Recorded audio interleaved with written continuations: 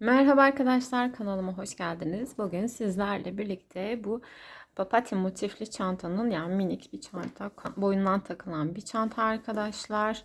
Bunun yapılışını size anlatacağım. Hep birlikte yapacağız. Aynı zamanda ben astarlı ve fermuarlı da yaptım. Şöyle de size içini gösterebilirim.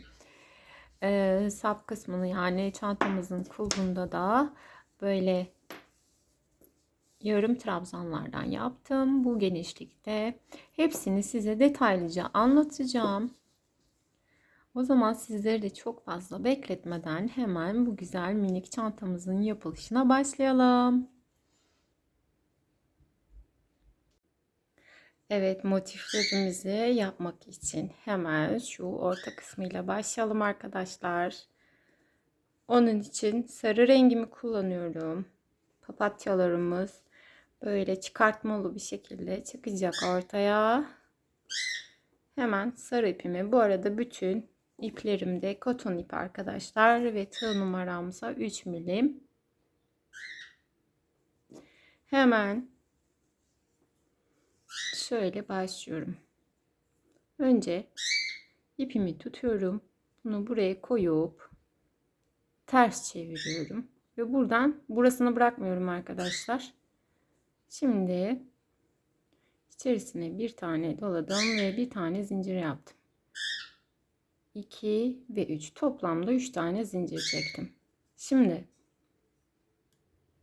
şu uç kısımlarını, yani şu kısımlarını yapacağız. Bunun için ise tam 12 tane ikili trabzan yapacağız. Aslında 11 tane yapacağız. Çünkü bir tanemiz 3 tane zincir çektik. Bunu da bir trabzandan sayıyoruz. Şimdi üzerine doladım. Hemen aynı boşluğumuzun içerisine battım. Buraya ikili trabzanımı yaptım. Bunun içerisine, halkamızın içerisine toplamda zincirimizle birlikte 12 tane trabzanımız olmuş olacak.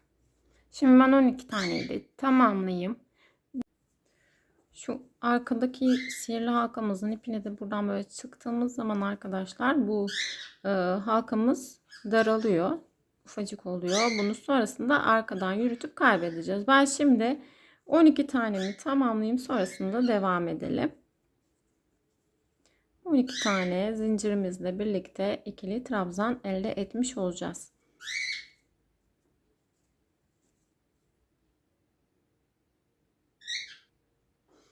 Evet, 12 tane trabzanımız şu an tam.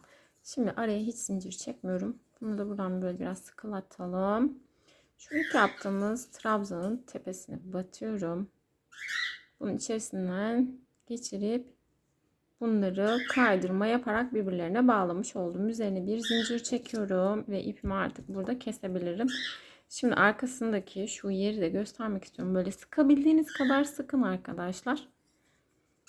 Bunu arkadan yürüteceğiz ama öncesinde bir bağlayalım. Bunun için daha ince uçlu bir tığ kullanıyorum. Şuradan tuttum. Buraya bir tane zincir yaptım. Bunu buraya bağlamış oldum.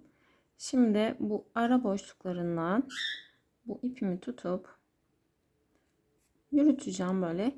Sonrasında fazlalığı da kesmiş olacağız. Onu da size kısaca göstermiş olayım.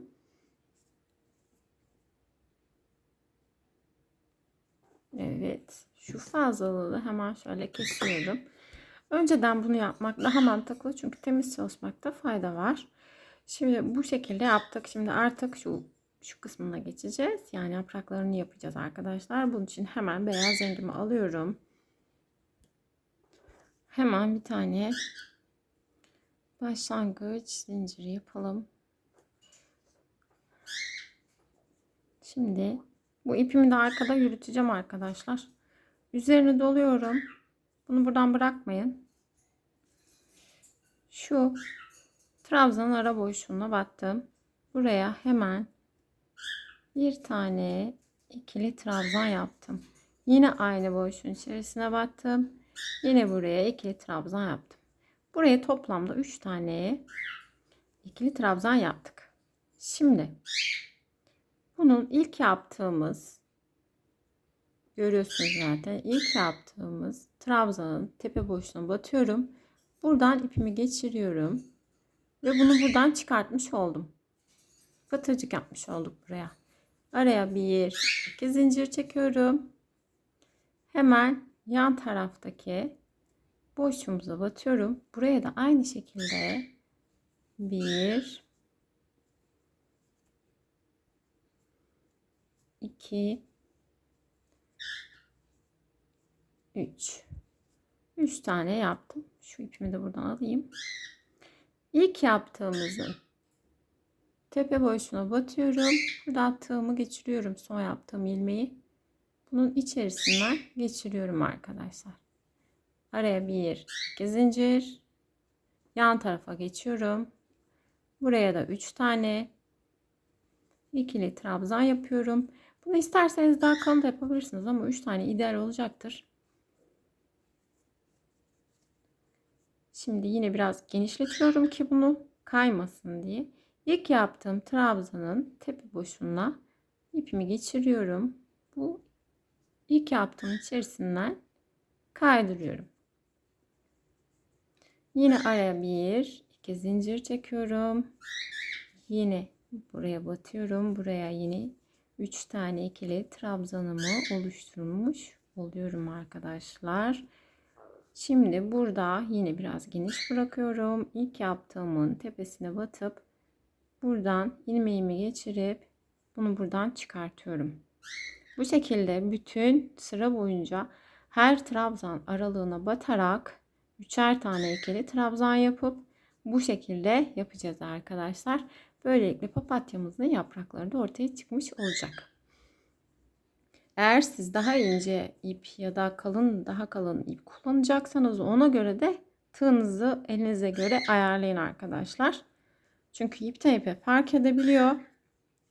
Ben şimdi bütün yapraklarımı tamamlayayım. 12 taneyi. Sonra şurada buluşalım, onu size göstereceğim. Son boşluğuma geldim. Bütün trabzan aralıklarını doldurduk arkadaşlar. Şimdi 2 zincirimi de burada çektim. Şimdi şurada ilk başladığımız yer var. İlk başladığımız yerin tam şurası. Buraya batacağım. Buraya batıyorum arkadaşlar. İpimi aldım. Buradan kaydırma yaptım. Bunu da buraya sabitlemiş olduk. Bir zincir çektim. Artık ipimi kesebilirim. Evet. Şeklimiz bu şekilde ortaya çıkmaya başladı. Şimdi bu yan taraflarını yapacağız. Ve papatyamız da dış tarafta kalmış olacak. Şimdi onun için hemen yeşil rengimi alıyorum. Yeşil rengimi tekrar şöyle bir başlangıç zinciri yapıyorum. Şu ipi de arada kaybedeceğiz. Hemen şöyle üzerine doladım. Bunu buradan bırakmıyorum arkadaşlar. İpim kaymasın diye buraya hemen bir tane ikili trabzan yaptım. Yine 2 ve 3. Toplamda 3 tane yaptım. Şunu hemen göstereyim size. Köşelerde ikili trabzan yaptık. Şimdi biz şuradayız aslında. Bu köşenin sadece yarısını yapıyorum. Sonra yarısını yapıp bitireceğim. Çünkü daha kare durmasını istediğim için. Hani buralarda bitirebilirdik, evet. Hani eğer şey yapmış olsaydık burada bitirmiş olacaktık. Burada biraz hafif bir çıkıntı olacaktı. Burada köşemizde çıkıntı. Yani zaten köşe hiç belli de olmuyor. Şimdi bunu alıyorum arkadaşlar. Yan taraflara artık hemen batıyorum şu boşluğa. Bir tane yarım trabzan. Tekrar battım. Yine yarım trabzan. Ve yine 3 tane yarım trabzan yaptım buraya. Şu ipimi de alayım. Bunu kaybedeceğiz şimdi. Şu ipleri arkada tutup burada yürüteceğiz. Yine üzerine doladım. Hemen yan taraftaki boşluğa battım. Yarım trabzan, yarım trabzan, yarım trabzanlar, yani üzerini alıyoruz ve hepsini birden çıkartıyoruz arkadaşlar. Şimdi köşe kısmına geldik. Çünkü aralarda sadece 2 tane yarım trabzan yapacağız. 2 boşluğa. Şimdi üzerini doladım. Buradan tuttum arkadaşlar, ikili trabzan. 3 tane ikili trabzan yapıyorum. Şu köşeyi de göstereyim, ondan sonrası hep aynı şekilde devam edecek. Buraya hemen bir zincir çektim. Tekrar 3 tane ikili trabzan yaptım.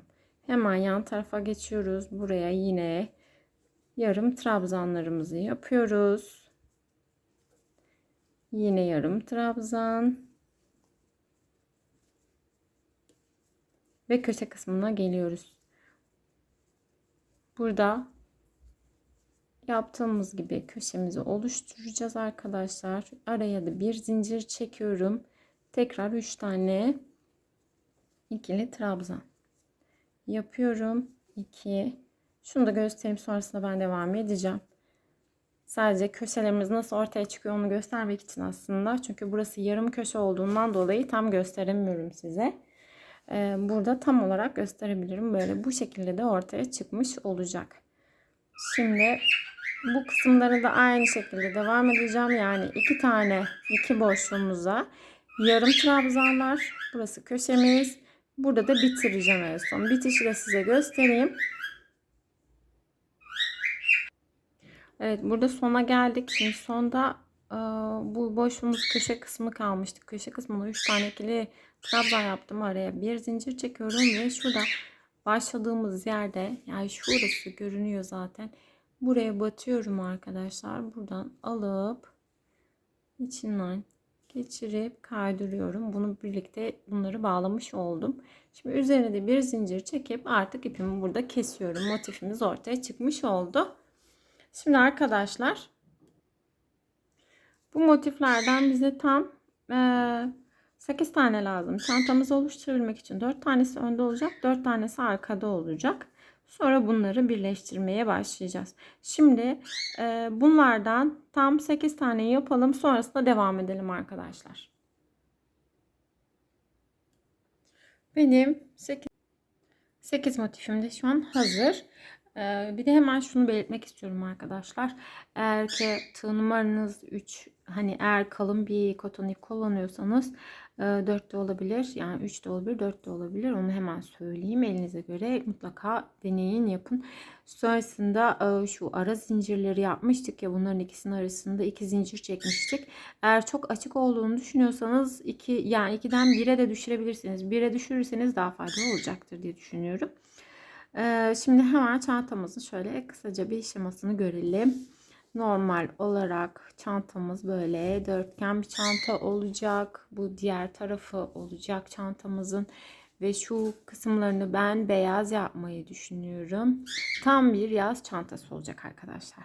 Şimdi bu etrafında bitişini de beyazla bitireceğiz. İsterseniz astar da yapabilirsiniz. İsterseniz böyle boşta bırakabilirsiniz. Size kalmış. Şimdi biz ilk olarak şu 4 tarafını birleştirelim. Motiflerimin düz tarafı dışta kalacak. Tersleri içe bakacak. Birbirlerine bakacak tersleri.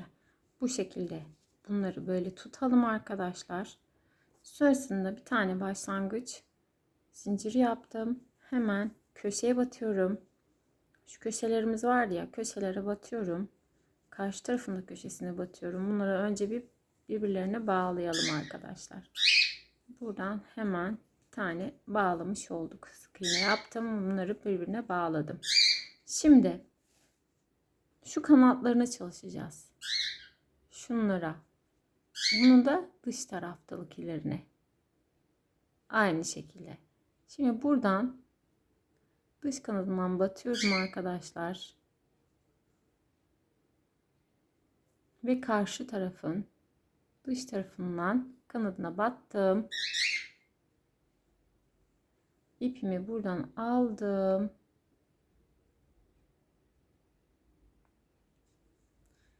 Buraya bir tane sık iğne yaptık. Hemen yan taraftaki boşluğuma battım. Karşı taraftakinin de aynı şekilde şu ipimi çekeyim. Şurasına, kanadına batıyoruz. İpimi doluyorum. Buraya hemen bunu sık iğne yapıyoruz. Burada karşılıklı bir şekilde bir ondan bir ondan alarak bu motiflerimizi birleştirmiş olacağız arkadaşlar. Bu benim sevdiğim yöntemlerden birisi. Çok pratik oluyor, hem de çok estetik olarak da çok güzel göründüğü için bu yöntemi seviyorum. Yine biz bu motifimizden bir motifimizin dış taraflarından alıyoruz. Alıyorum, sık iğnemi yapıyorum. Size hemen şöyle göstereyim hatta nasıl durduğunu. Bu şekilde de motifimiz birleşmiş oluyor. Yere koyduğumuz zaman da böyle. Şimdi buraya kadar gezeceğim ben. Burada bunları birbirine birleştireceğiz. Şimdi ben bunu buraya kadar ilerleteyim, sonrasında devam edelim. Köşeye kadar geldim. Sonuncuları da aldım karşılıklı ve şu köşemize de bir tane batıyorum arkadaşlar. Buraya da sık iğnemi yaptım. Araya bir tane zincir yaptım. Hemen diğer iki motifimi alıyorum. Yine düz tarafları dışa bakacak şekilde bunların direkt şu köşe kısmına batacağız. Şu köşe kısmına batacağız arkadaşlar. Bunları da birbirlerine birleştirmiş olacağız. Hemen şöyle tutuyorum.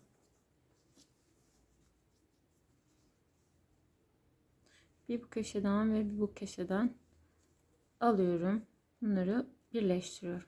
Artık bunlar birleştiler. Şimdi yapmamıza devam ediyoruz. Yine kanatlara batarak,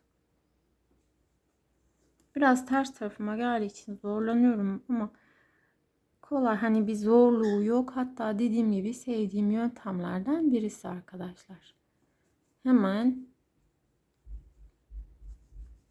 sık iğnemi oluşturuyorum.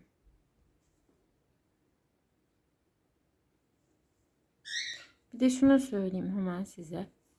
Eğer diyelim ki bunu böyle iç taraftan yaparsanız arka tarafı da böyle çıkmış olur. Yani hani bunu ön tarafı da yapabilirsiniz aslında. Ön tarafı yaparsanız böyle olmuş olur. Ama böyle beyaz görünmesi benim hoşuma gidiyor. Bir de dışarıda böyle durması daha hoşuma gidiyor. Çünkü zaten böyle papatyalarımız dışarıda olduğu için bence böyle uygun diye düşünüyorum. Tabii size kalmış, bir sürü birleştirme yöntemi var ama bence bu en uygunlarından birisi diyebilirim. Şimdi ben bu sıramı da buraya kadar çıkayım arkadaşlar. İkinci motifimi de birbirlerine birleştirdim. Şimdi bu bölümünü birleştireceğiz ama ondan öncesinde size hemen bir şey belirtmek istiyorum. Diyelim ki astar yapmayacaksınız.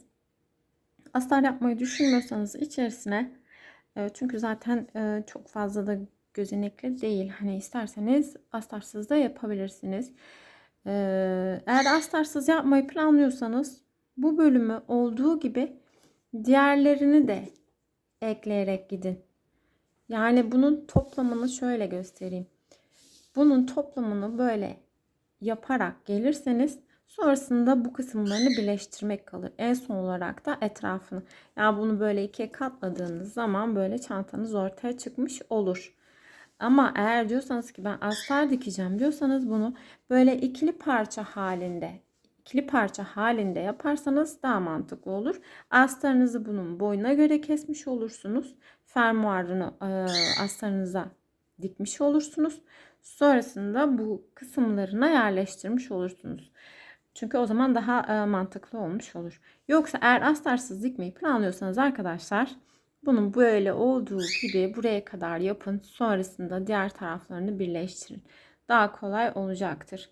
Hatta bu kenarları bile birleşmiş oluyor otomatik olarak. Ben astar dikmeyi düşünüyorum. O yüzden de iki parça halinde yapacağım. Şimdi şu kısımlarını yapacağım. Şu sadece atlama kısmını da size göstereyim. Sonra diğer parçamı ben kendim bitireceğim. Astar kısmına da geçeceğim.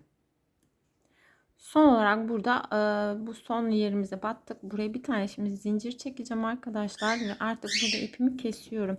Bu kadar fazla hani anlatmak istemem ama yani anlatmam da gerektiğini düşünüyorum. Çünkü bunlar önemli detaylar. Yani pratiklik için önemli detaylar. Yoksa her türlü yapabilirsiniz tabii ki. Ama daha pratik, daha hızlı ilerlemek için o yüzden sizlerle paylaşım yapıyorum. Şimdi ben iki tarafını da bitireyim arkadaşlar. şu geçiş yerine geldim şimdi ben. Onu size göstermem gerektiğini düşünüyorum. Burada köşemiz var. Köşemize de hemen batıyorum. Burada bir zincir çekiyorum. Hemen karşı tarafın köşesine batıp bunları da burada bağlamış oldum arkadaşlar. Sonrasında yine devam ediyorum. Karşılıklı bir şekilde ilmeklerimizi alarak motiflerimizi birleştirmeye. Hemen şöyle size göstereyim. Bu şekilde de artık ortaya çıkmış oluyor. Evet, şimdi iki parçam da hazır. İkisini de birleştirdim. Burada ben bir astar ip böyle kumaşımı kestim arkadaşlar. Şu yan taraflara dikilecek sadece. Şöyle göstereyim. Sadece yan taraflara dikilecek. Sonrasında fermuar kısmını monte yapacağım üzerine. Şimdi ben şu yan taraflarını dikeceğim. Kumaşımı ters çeviriyorum. Çünkü burasının iç tarafa gelmesini istediğim için düz tarafının. Şimdi iğne ile teyelleyerek böyle buraya kadar dikeceğim. Sonra bir daha geri dönüş yapacağım. Ki daha sağlam olması için.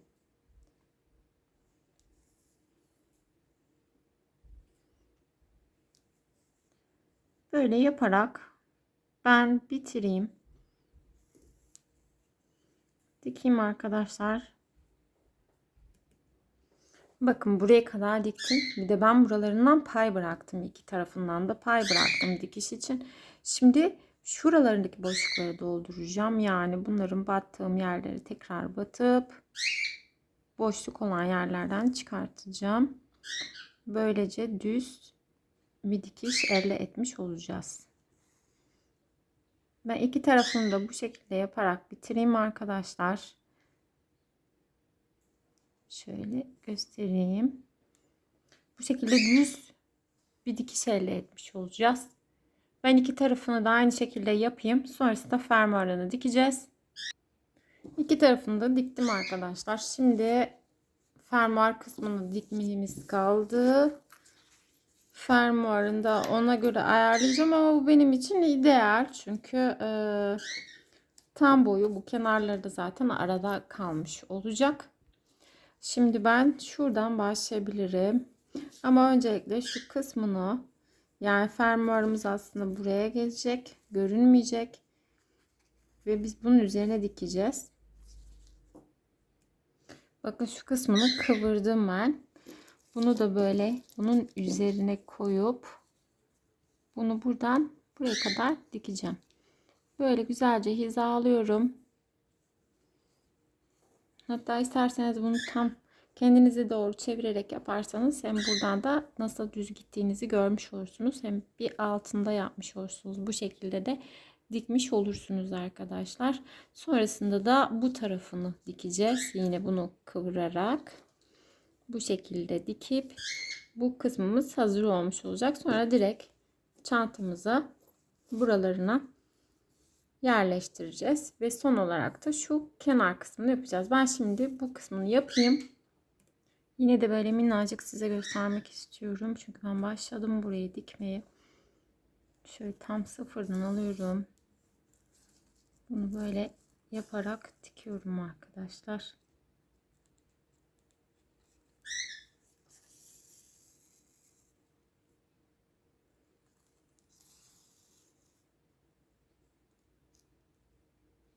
Sonrasında diğer tarafını da dikmiş olacağız. Şöyle size göstereyim hemen. Bu bunun tersine geliyor. Yani bu bizim iç tarafımız olacak.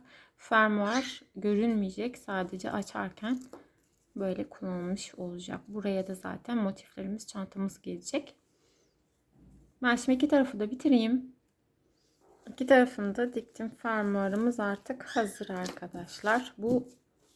Şimdi bunu bunun içine dikeceğiz. Şimdi şöyle hizalıyorum. Şöyle bakalım. Evet, buradan başlayacağız. Tam da denk geldi. Yani zaten ayarlayıp yaptık. Buradan şu köşemize kadar olan kısmı buraya monte yapacağız arkadaşlar. Bunun için ben yine ip kullanacağım. Yani iğne ile ipi kullanıp bunu buraya, şuradaki tepelerini bata bata bata bata bunu dikeceğim arkadaşlar. Evet, şuradan başlıyorum hemen. İlk önce şuradan bir iğnemi geçireyim. İç taraftan ve şu kısmından. Tam köşe. Siyah iple yapıyorum. Siz istediğiniz iple yapabilirsiniz. Trabzanın tepesine, yani şuralara batacağım. Normalde ipimiz görünmemesi gerekiyor ki görünmeyecek.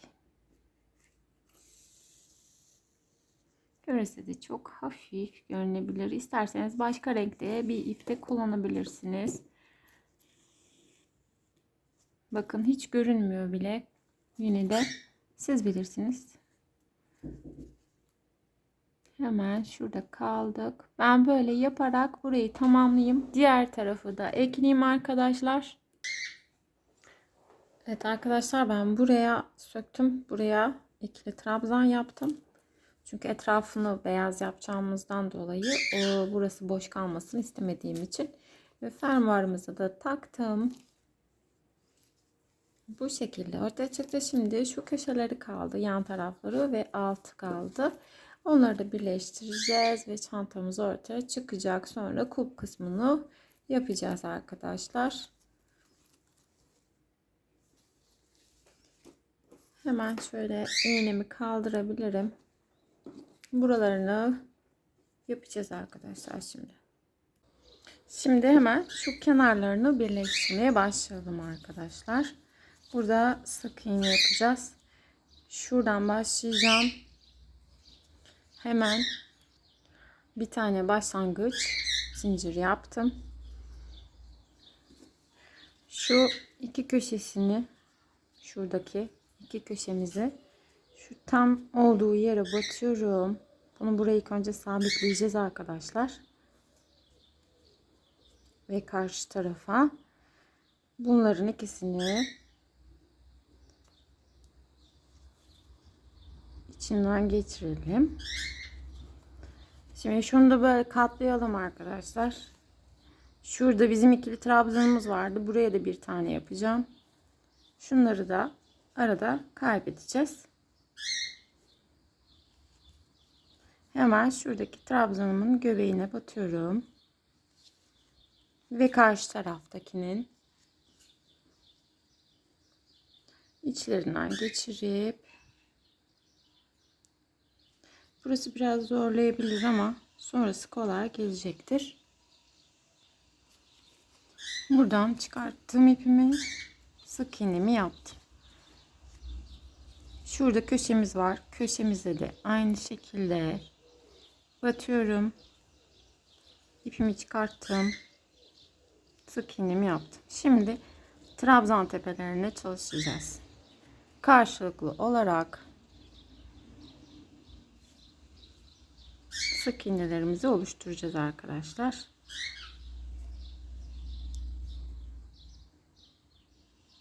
Burasını olduğu gibi böyle yaparak başa kadar çıkalım. Burası da aynı zamanda kapanmış oluyor. Şuraya kadar gelelim arkadaşlar. Bakın hemen size şunu da göstereyim. Burada başladık. Şu ipimiz var. Bunu yok edeceğim birazdan. Böyle yaparak geldim. Burada bunun orta yerine de battım ve bu boşluklarımıza da battım arkadaşlar. Şu köşe kısmını sadece size belirteceğim. Bu köşelerde iki tane battım buraya. İki tane sık iğne yaptım. Burada da aynı şekilde iki tane sık iğne yapacağım. Ve şu köşemizin tam şurasına batıyoruz. Burasına batıyoruz ve şunun tam ortasına batıyoruz. Onu da hemen belirteyim. Sonrası devam ediyor zaten. Bu şekilde de ortaya çıkmış oluyor. Evet arkadaşlar, çantamın etrafını da tamamladım. İplerini de sakladım. Şöyle sizlere göstereyim. Şimdi çantamızın sapı kaldı bir tek. Astarlı, fermuarlı. çantamız.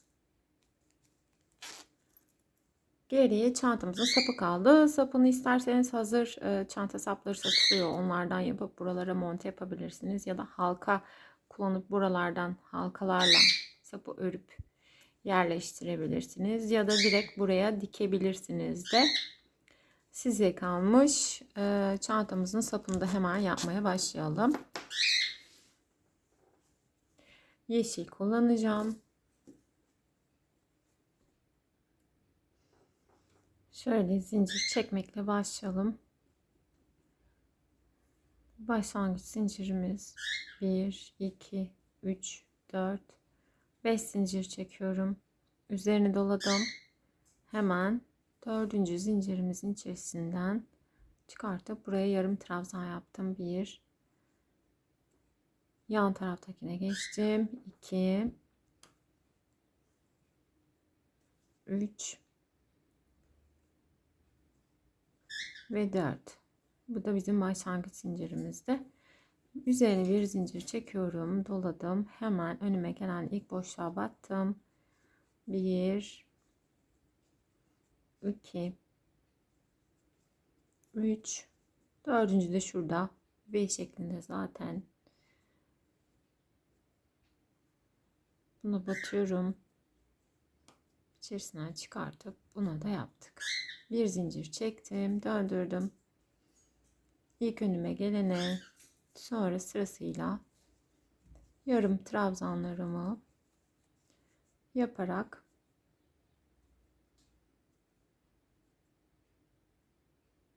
çanta sapımızı oluşturacağız. Bir zincir çekip döndürüyoruz. İstediğiniz boyuta gelene kadar bu şekilde örün. Sonrasında çantamıza monte edeceğiz arkadaşlar.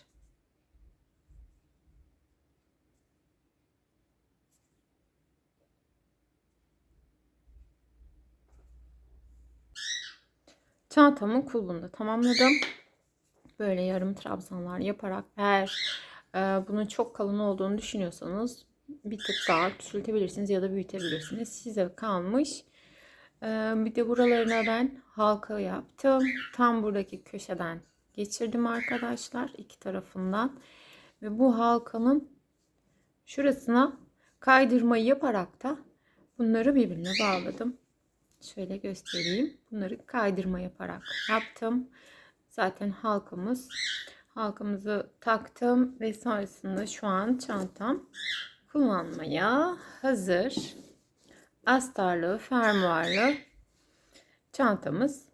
Dediğim gibi dilerseniz siz astar ve fermuar yapmayabilirsiniz de, size kalmış tamamen. Çok kullanışlı oldu. İnşallah sizler için de faydalı bir video olmuştur. Yapacak olanlara şimdiden kolay gelsin. Videolarımı beğenip kanalıma abone olmayı unutmayın. Başka bir videoda görüşmek üzere. Hoşça kalın.